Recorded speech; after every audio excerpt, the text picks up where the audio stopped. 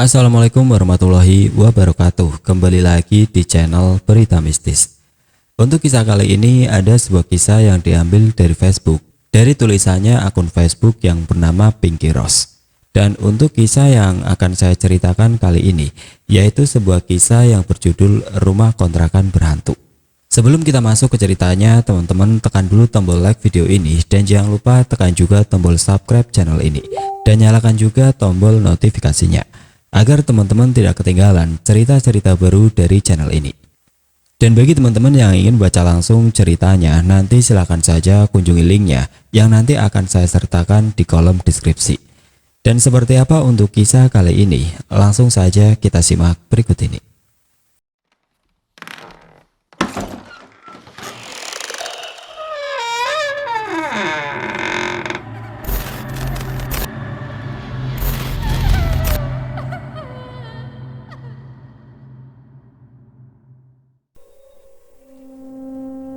Dulu sebelum saya punya hunian tetap, biasa kami selama beberapa tahun menjadi kontraktor rumah alias penyewa rumah. Waktu anak saya yang pertama umur 2 tahun itu sudah pindah-pindah kontrak beberapa kali.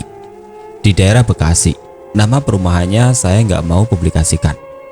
Pindah dari Bogor ke daerah Bekasi karena suami dapat kerja baru di daerah Pondok Gede. Dapat rumah kontrakan, awalnya nyaman ngontrak rumah punya seorang polisi. Dapat 10 bulan ngontrak di situ, rumah bocor di mana-mana. Kami komplain, tidak ada tanggapan apapun.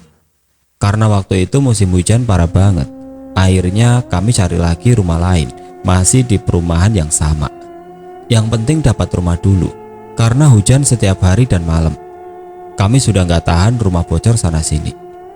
Dapatlah rumah agak kecil, kelihatan biasa saja, tidak ada mencurigakan apapun. Dan tetangga sekitarnya juga tidak ada yang bilang aneh-aneh. Malah kami dikasih kontak nomor si pemilik rumah. Dan akhirnya kami telepon ke si ibu yang punya rumah bahwa kami lagi mencari rumah segera. Dan akhirnya kami telepon ke si ibu yang punya rumah bahwa kami lagi mencari rumah segera. Akhirnya kita janjian hari besoknya ketemuan di rumah tersebut. Terjadilah transaksi bahwa rumah itu harus bayar tahunan, tidak bisa bulanan. Si pemilik rumah sudah bawa surat-surat persyaratan dan kesepakatan. Ada materai yang kami harus tanda tangani. Jika mengajukan pembatalan sepihak, uang yang sudah masuk tidak bisa kembali. Kami sedikit pun tidak ada curiga apapun. Oke lah, kami memang lagi butuh banget pindah rumah. Sudah malas rumah kontrakan yang lagi ditempati bocor parah. Bayarlah buat kita ngontrak 1 tahun sebesar 9 juta. Dan tanda tangan di surat kesepakatan tersebut. Singkat cerita, kita pindahan dibantu teman-teman suami dari tempat kerja. Seminggu ditempati nampak biasa. Kami betah karena memang rumah itu blok depan, nggak jauh ke pintu gerbang perumahannya.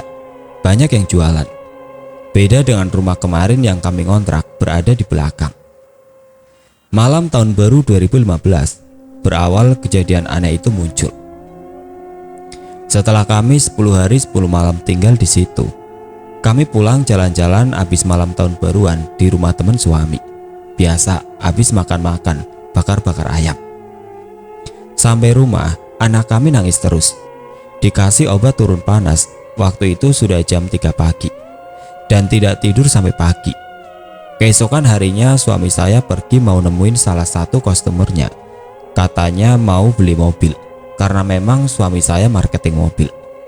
Saya diajak nggak ikut karena anak demam. Habis maghrib keanehan mulai. Karena di rumah itu ada tangga kayu untuk ke tempat jemuran atas. Tapi kami tidak pernah naik. Jemuran di teras aja karena ngeri tangga kok nanjaknya kayak gitu. Saya selesai sholat maghrib. Anak saya nangis sambil nunjuk-nunjuk ke tangga. Dia bilang ada orang gila di tangga. Takut. Sambil terus nangis. Saya sampai merinding, tapi saya nggak lihat apa-apa selain tangga. Akhirnya saya telepon suami suruh cepat pulang. Saya bilang anak makin panas, padahal sudah nggak panas, biar dia cepat balik. Suami saya langsung balik sampai rumah jam 8. Saya nggak bilang apapun. Pas buka pintu, itu tangga yang menuju atas jemuran, kan memang lurus pintu. Suamiku masuk langsung mundur lagi keluar, dan istighfar kenceng banget. Ternyata suamiku juga bisa lihat karena memang dia orangnya peka terhadap yang begituan. Terus saya tanya kenapa. Dia langsung tarik tangan saya keluar. Kata dia cepat bawa gendongan kita keluar. Saya lihat muka dia tegang banget. Wah, kata saya, ternyata apa yang dilihat anak saya, bapaknya juga lihat. Ada beberapa jam kami di tukang nasi goreng. Bingung, udah hujan lagi, mau kemana? Akhirnya tidur di dalam mobil di depan jalan halaman rumah. Waktu itu memang suami dapat mobil pinjaman dari kantor. Paginya kami masuk, tapi suasana udah beda, dihantui rasa takut dan cemas. Walaupun saya nggak melihat apapun. Suamiku berangkat kerja, saya di rumah berdua sama anak. Udah waktu asar itu, saat-saat menakutkan mau maghrib. Saya telepon suami jangan pulang lewat maghrib. Dia bilang iya. Akhirnya tetap sampai rumah jam 7. Saya ngaji Yasin apapun yang saya bisa. Sampai suami belum sampai, belum berhenti. Alhamdulillah biasa anak saya anteng, gak lihat apapun. Saya tanya, masih ada gak dek? Itu orang gila di tangga, kayak malam kemarin. Dia geleng-geleng kepala. Gak berani keluar kamar waktu itu kalau suami belum sampai.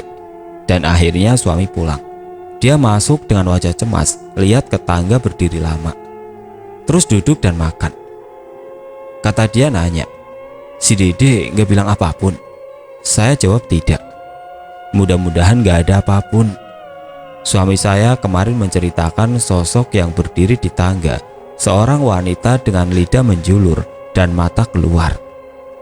Setelah makan masuklah kami ke kamar. Sudah jam 10 malam, anak sudah tidur. Dan saya mulai mau tidur, belum ada beberapa menit, mata merem. Antara sudah tidur atau belum. Tiba-tiba kayak ada yang nindihin dan mencekik leher. Teriak gak bisa. Kalau kata orang Sunda itu rep-repen. Lama begitu, akhirnya suamiku bangun dan mengusap wajah saya sambil istighfar. Baru saya sadar dan saya lama hampir takut tidur lagi. Menjelang jam 1 malam, ngantuk pun datang. Dan kami baca-baca doa. Mudah-mudahan gak kejadian aneh-aneh lagi. Mulai kami menutup mata. Dan baru kisaran 1-2 jam kami lelap. Tiba-tiba suamiku ribut lagi, istighfar dan kayak ketakutan sambil bangunin saya. Terus saya tanya ada apa lagi. Dia bilang ada sosok makhluk menyerupai anak-anak gundul, 2 orang lompat-lompat di atas kasur kita. Sampai kasur berasa goyang-goyang. Dan lari-larian di atas kepala saya itu kata dia, sembunyi di hordeng. Astagfirullah, kata saya, ada apa ini? Hari-hari berikutnya, mulai hari ke-11 sampai ke-18 itu, setiap malam kami betul-betul seperti diteror. Entah itu depan kamar mandi, ada makhluk tanpa kepala. Di tangga ada sosok yang lidahnya menjulur, dan di balik dinding kamar itu, keluar juga kepala-kepala yang mukanya rusak berlumuran darah. Dan yang melihatnya hanya suami dan anak saya. Saya tidak. Dalam batin saya sampai berpikir, ya Allah, apa suamiku gila? Dan akhirnya saya telepon orang tuaku di Ciamis, menceritakan kejadian tersebut. Orang tuaku cemas dan konsultasilah ke sepuh yang sudah dianggap kokolot di situ. Dan dia bilang, suruh cepat pindah. Gak bakal kuat di situ. Itu betul-betul nyata. Ada makhluk-makhluk jin jahat peliharaan yang punya rumah untuk sengaja menakut-nakuti. Awalnya saya percaya gak percaya. Ibu saya bilang suruh pindah. Jangan di situ, sayangi diri sendiri yang kuat, nanti parno dan stres. Akhirnya saya musyawarah dengan suami dan telepon yang punya rumah. Saya tidak bakal nerusin kontrak di sini. Dan dengan enteng, tanpa tanya apa alasannya, dia bilang, silahkan, tapi sesuai perjanjian, uang gak bakal kembali.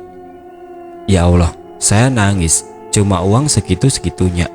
Itu juga kemarin saya jual emas untuk bayar kontrakan tahunan. Karena waktu ngontrak di rumah polisi itu dikasih bulanan. Akhirnya kami pindah dibantuin tetangga sekitar situ. Dan baru pada bilang kalau pengontrak sebelumnya pun mengalami hal yang sama dengan kami. Ada yang bertahan 3 bulan, ada yang 5 bulan sampai sakit dan meninggal di situ. Ya Allah, kalau tahu sebelumnya, mana mau di sini. Ternyata si pemilik rumah itu zolim. Dia mencari uang dengan cara gak wajar.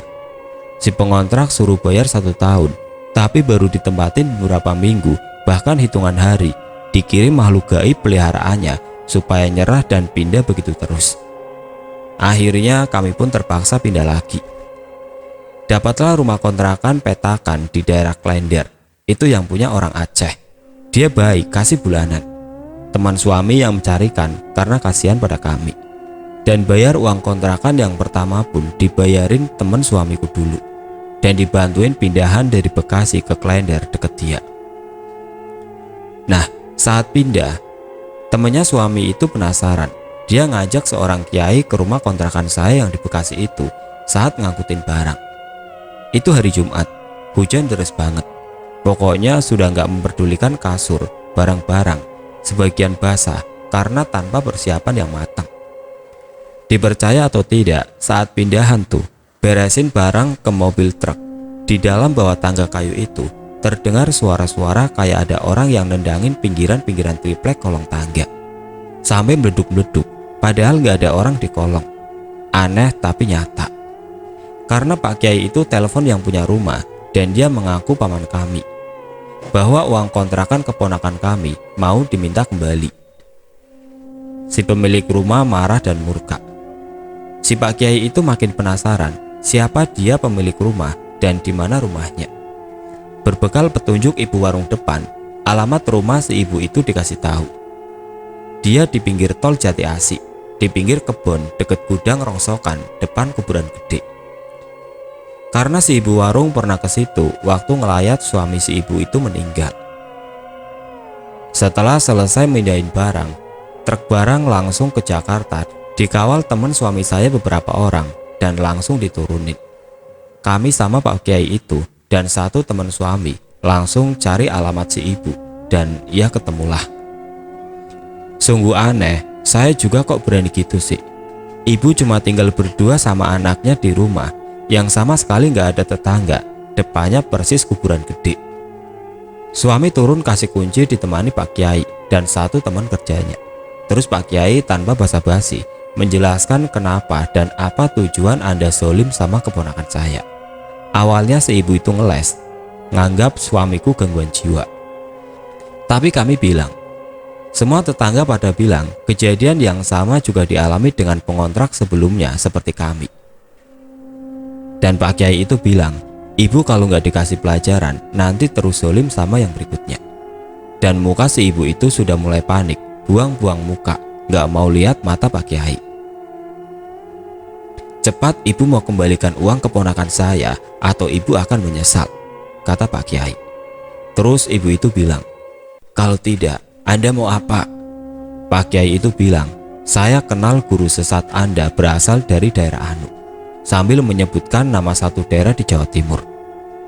Dan saya hafal namanya siapa. Kalau dia tahu guru saya, dia nggak bakal banyak nego. Karena guru saya sudah menaklukkan dia yang sering ngebantu orang-orang yang mau berbuat zolim. Wajah si ibu itu kelihatan panik dan kaget. Mungkin kenapa kok orang itu tahu seluk-beluknya. Akhirnya uang kami dipotong 1 juta dan dikembalikan 8 juta. Pak Kiai yang terima dan dilihat-lihat dulu uang-uang itu. Dan aneh lagi, Pak Kiai itu mengembalikan separuh uang pecahan 100 ribuan untuk ditukar dan bilang, masih mau zolim? Cepat tukar. Si ibu balik ke kamar lagi dan ambil uang 50 ribuan. Dan saya sempat heran, kenapa Pak Kiai minta tukar uang yang merah-merah? Udahlah, saya nggak mau banyak nanya, nanti juga tahu. Pulanglah kami dengan hati plong. Dan di jalan Pak Kiai cerita, itu uang, tadi separuhnya kertas-kertas biasa. Nanti sampai rumah, mungkin kalian baru lihat dan gak bakal minta balik karena takut. Untung saya bisa melihat. Astagfirullah, kata saya. Dan sampailah kami di rumah kontrakan yang di Klender. Berasa plong hati saya. Dijalanilah hari-hari di kontrakan baru itu dengan biasa dan tidak ada kejanggalan. Hati saya bahagia, enak berada di kota Jakarta bersama anak dan suami. Setelah kejadian tersebut, dijalani hari-hari seperti biasa di rumah kontrakan yang baru di daerah Klender. Awal normal seperti biasa. 1,5 bulan berlalu dari kejadian itu, kami mulai terusik kembali. Berawal suami pulang kerja seperti biasa, kisaran jam 7-an malam. Dia naik motor pulang karena memang kendaraan yang kami punya saat itu hanya motor. Tapi kadang sesekali bawa pulang mobil kantor. Dia pulang kehujanan, sampai rumah agak demam meriang masuk angin dan minta dibuatkan air panas untuk mandi. Ke dapurlah saya untuk memasak air karena memang badan suamiku basah kuyup. Setelah air mandi siap, dia dari teras langsung menuju belakang untuk mandi. Dan selesai mandi, dia handukan setengah lari langsung menuju ruang depan TV. Kontrakan kami petakan ada 3 sekat ruangan, terdiri dari paling belakang dapur plus kamar mandi, lalu yang sekat tengah untuk kamar tidur, dan paling depan itu ruang TV, dan depan lagi langsung teras. Saya kaget. Apa-apaan, kata saya. Bukan pakai baju dulu sana, malah langsung nyelonong ke depan. Dia mangap gak bisa ngomong. Itu tuh, sambil nunjuk ke belakang. Saya tengoklah di dapur ada apaan. Gak lihat apapun.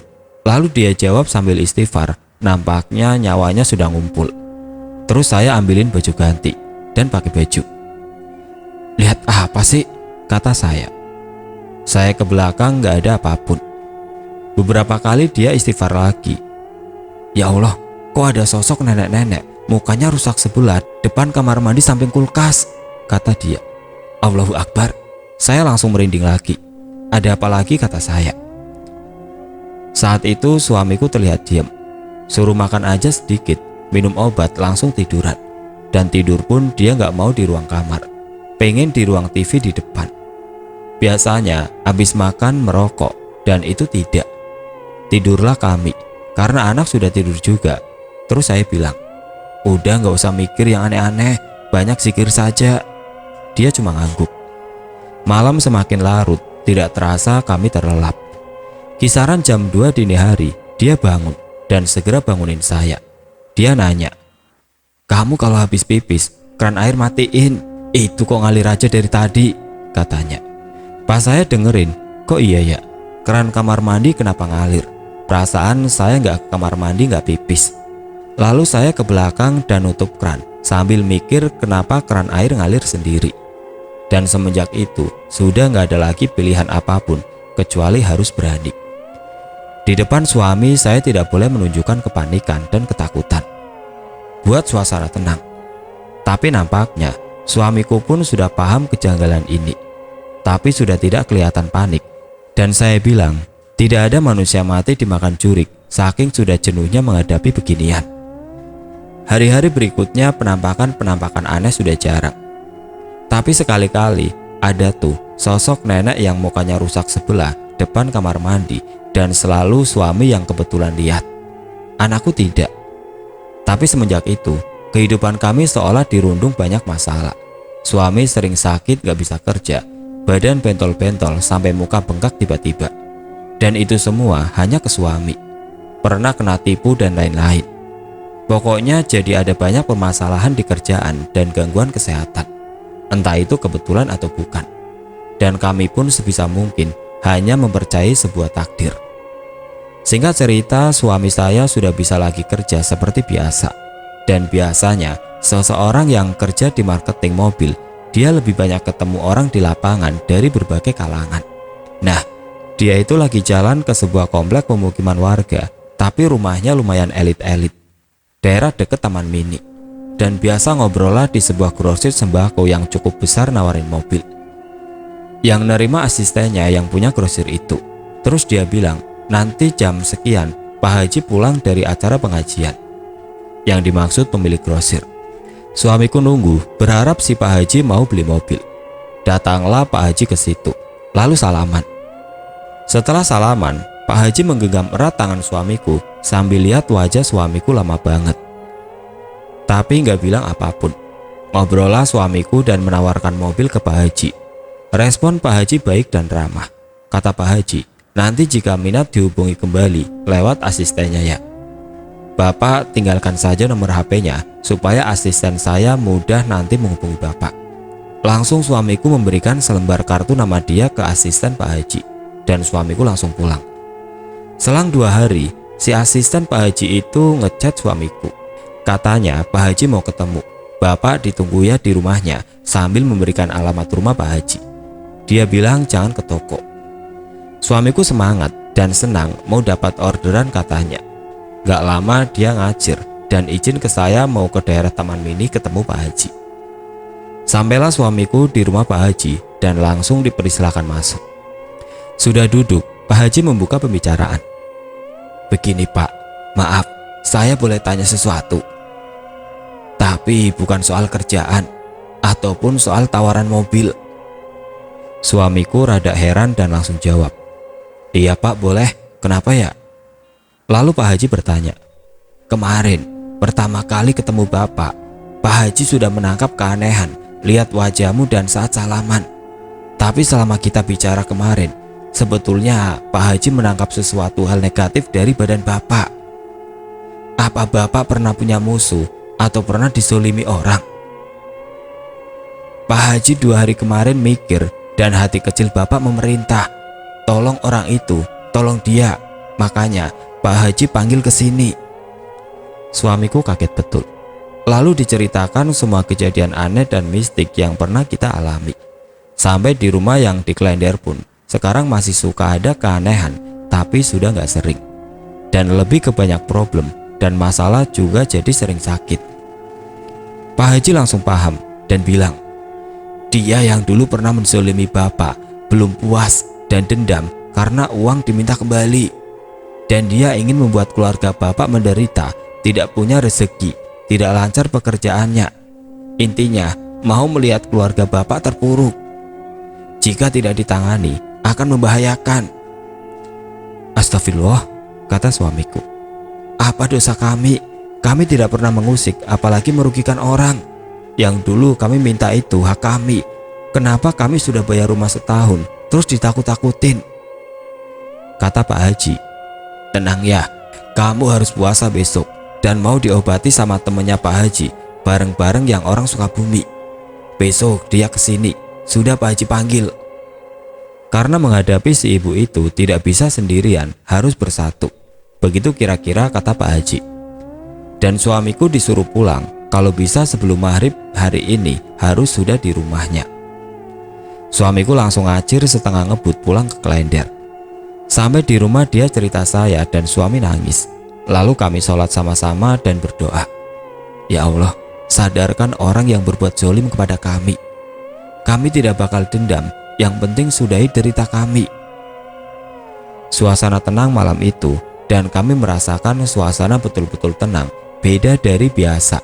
Setelah suami ketemu Pak Haji itu dan dibekali air yang sudah diberi doa dan disuruh kami semua meminumnya.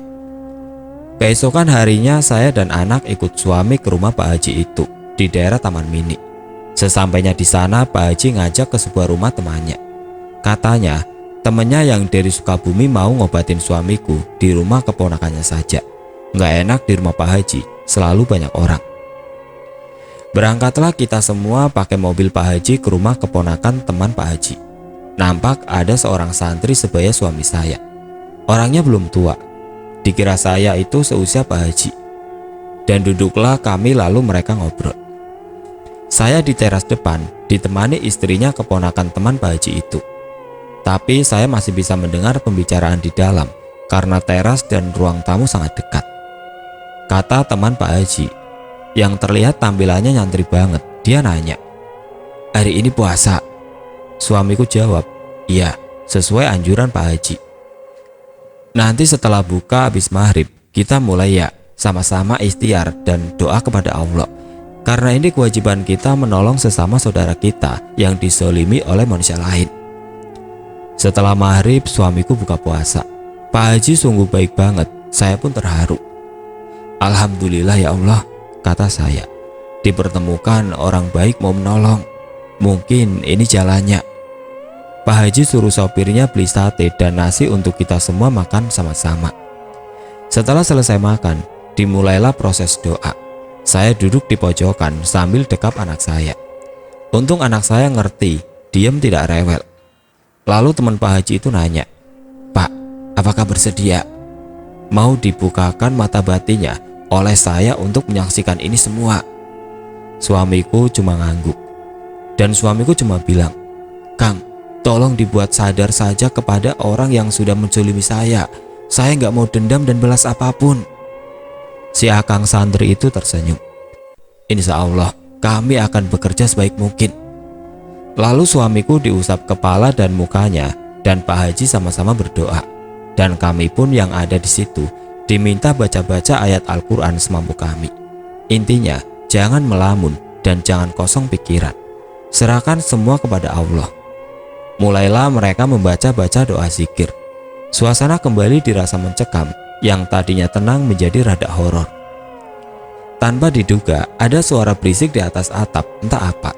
Saya sampai menggigil ketakutan.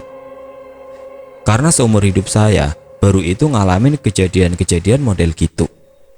Lalu terdengar si akang itu bicara pakai bahasa Sunda yang kira-kira begini artinya.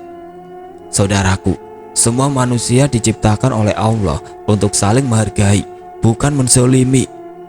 Apa yang Anda cari sehingga tega membuat manusia lain sengsara? Si akang itu merem matanya, juga Pak Haji. Saya lihat mereka berkeringat. Lalu si akang itu kembali bicara. Nampaknya menjawab apa yang sudah pihak sana katakan. Baiklah, jika Anda tidak mau sadar dan tidak mau menyudahi perilaku Anda kepada saudara kami akan bertindak sendiri. Mata mereka masih pada merem, tapi masih terus berzikir.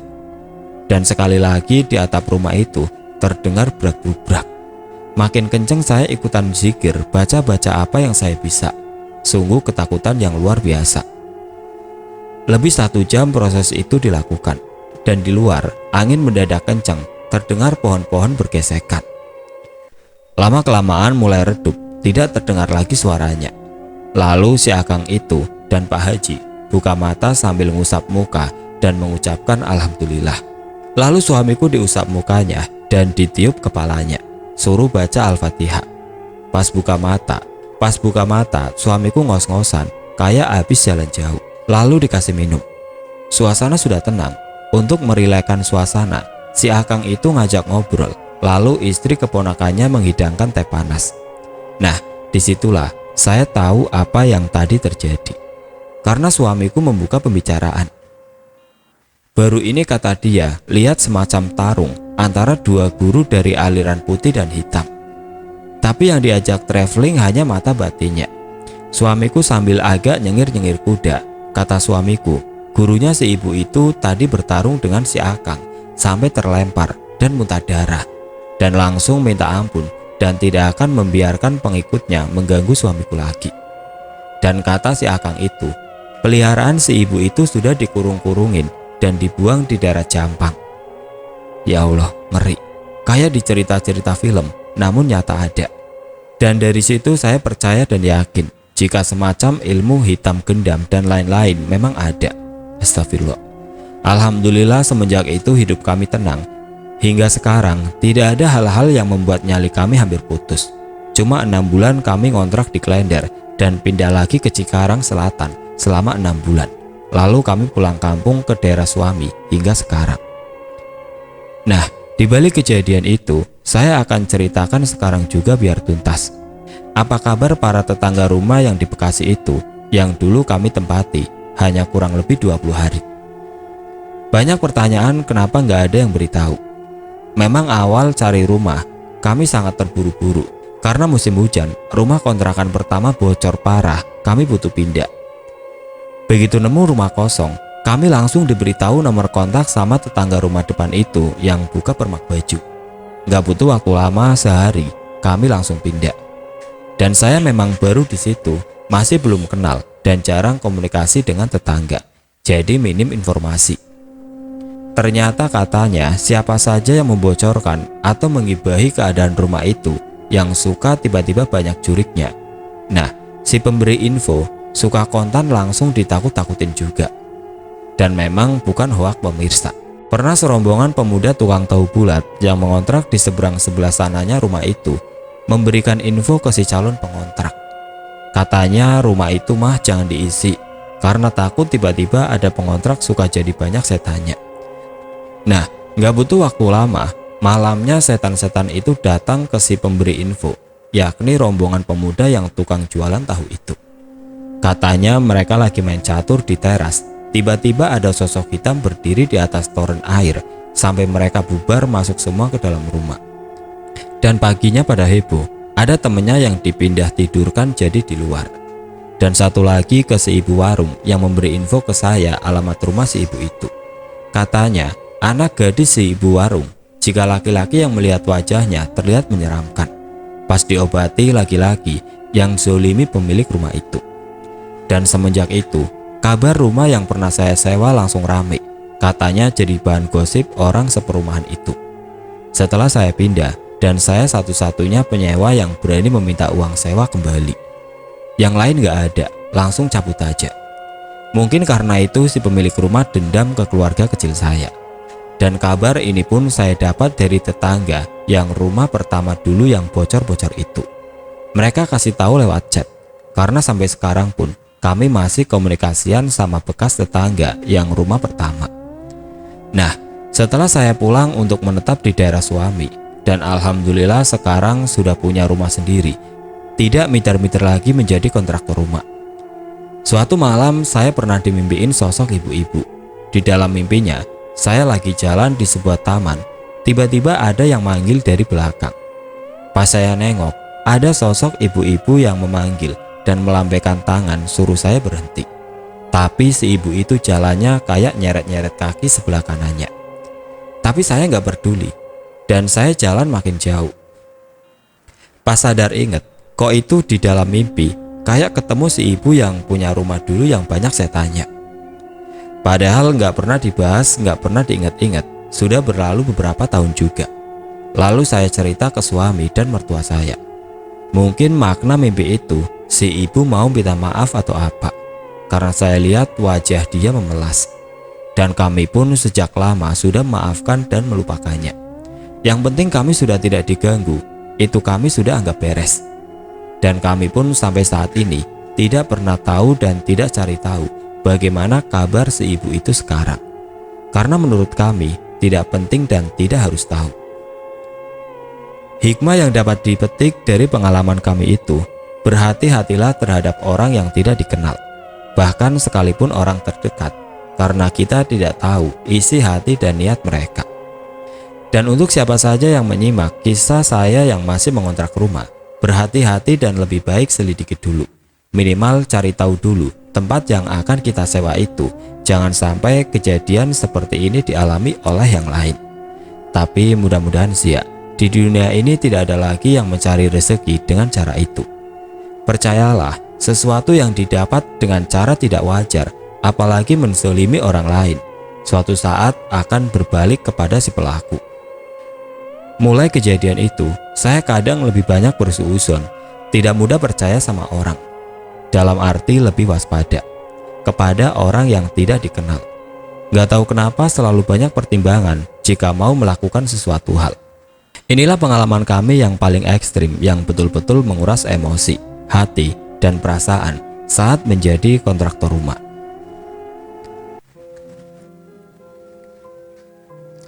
Oke teman-teman, sekian untuk cerita kali ini. Semoga apa yang sudah saya sampaikan dalam kisah ini dapat dijadikan pelajaran untuk kita semua.